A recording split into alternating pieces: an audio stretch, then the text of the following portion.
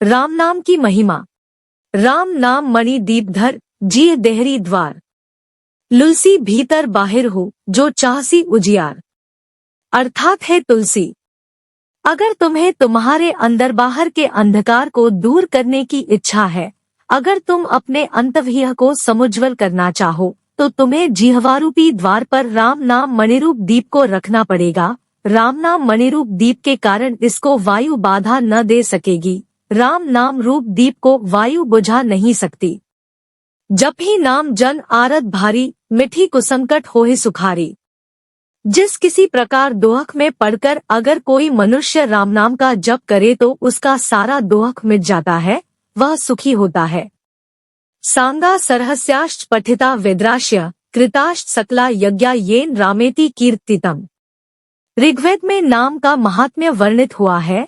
बहुत शास्त्रों में स्पष्ट रूप से कहा गया है, जो भक्ति के साथ राम नाम का कीर्तन करते हैं, उनके सांग सरहस्य अखिल वेद का पाठ हो जाता है, उनके द्वारा सब यज्ञ का अनुष्ठान हो जाता है। लौकिका वैदिका सर्वे शब्दाः श्रीराम नामतः समुद्भवन्ति लियते काले काले न संशय, लोमश संहिता व पद्म पुराण। लौकिक तथा वैदिक सभी शब्द यथाकाल में श्री राम नाम से उद्भूत होते हैं, फिर श्री राम नाम ही में विलीन होते हैं।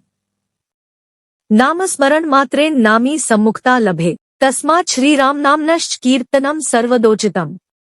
अर्थात नाम के स्मरण मात्र से ही नामी, जिनके नाम का स्मरण किया जा रहा है, सम्मुखता को प्राप्त होते हैं। अतः जो श्री रामचंद्र के दर्शनार्थी है, उनको सदा श्री राम नाम का कीर्तन करना चाहिए। पूज्यपाद गोसाई जी ने भी कहा है, अगुण सगुण दो ब्रह्म स्वरूपा, अकथ अनादि अगाध अनूपा। मेरे मत बदनाम दुहुते, किए जे युग निजवश निजभूते। अर्थात अकथनीय, अनिर्वाच्य, अनादि, अगाध, अनुपम ब्रह्म के निर्गुण तथा सगुण ये दो स्वरूप हैं। मेरे मत से निर्गुण तथा सगुण इन द्विविध ब्रह्म से नाम ही बड़ा है, क्योंकि नाम के बल से निर्गुण तथा सगुण द्विविध ब्रह्मा ही वशीभूत होते हैं। नाम द्वारा ये द्विविध ब्रह्मा ही जाने जाते हैं, पाए जाते हैं। राम भक्त हित नरत्नुधारी, सही संकट किए साधु सुखारी।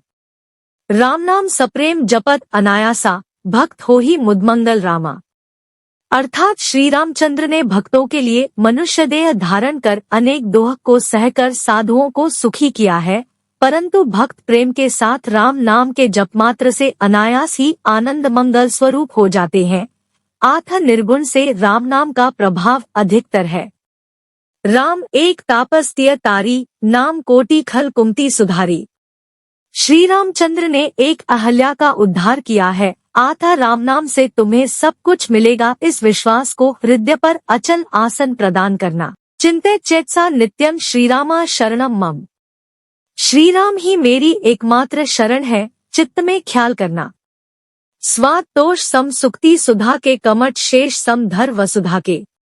जन मन मंजू कंज मधुकर से, जीह यशोमती हरि हलधर से। दोहा। एक छत्र एक मुकुटमणि, सब वर्णन पर जो। तुलसी रघुवर नाम के, वर्ण विराजत दो। तुलसी राके कहत ही, निकसत पाप पहार। फिर आवन पावत नहीं, देत मकार की वार, तुलसी कृत रामायणम। अर्थात मुक्ति रूप अमृत के स्वाद और संतोष के तुल्य दोनों अक्षर है।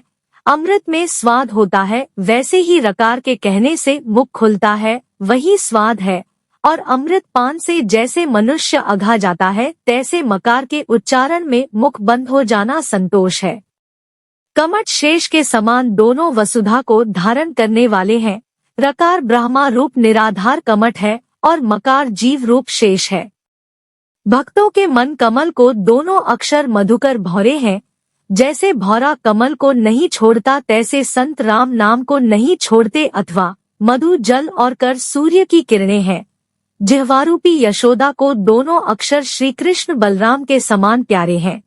सब वर्णों के ऊपर रकार क्षत्र र और मकार मुकुट बिंदु मंग होके विराजते हैं। यह राम नाम के दो अक्षर है। महिमा जासू जान गणराऊ, प्रथम पूज्यत नाम प्रभाऊ। तुलसी कृत रामायणम।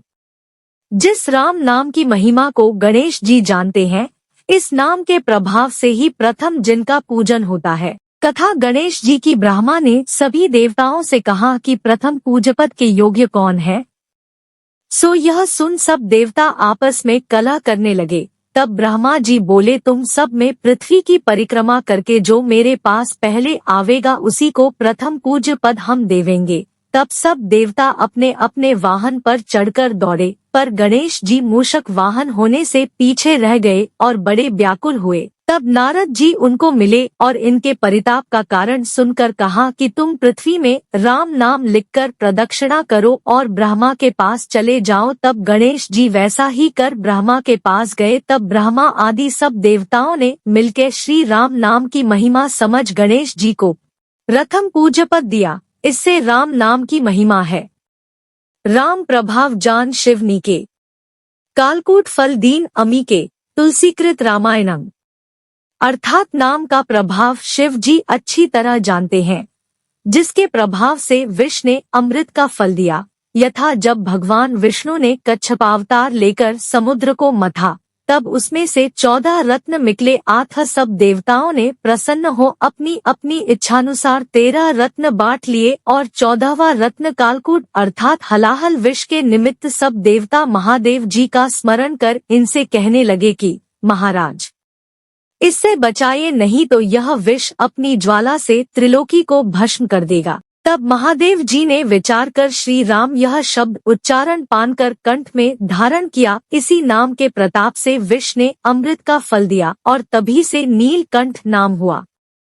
विधि हरिहरमय वेद प्राण सो, अगुण अनुपम गुण निधान सो, महामंत्र जोई जपत महेशु, काशी मुक्ति हेतु उपदेशु।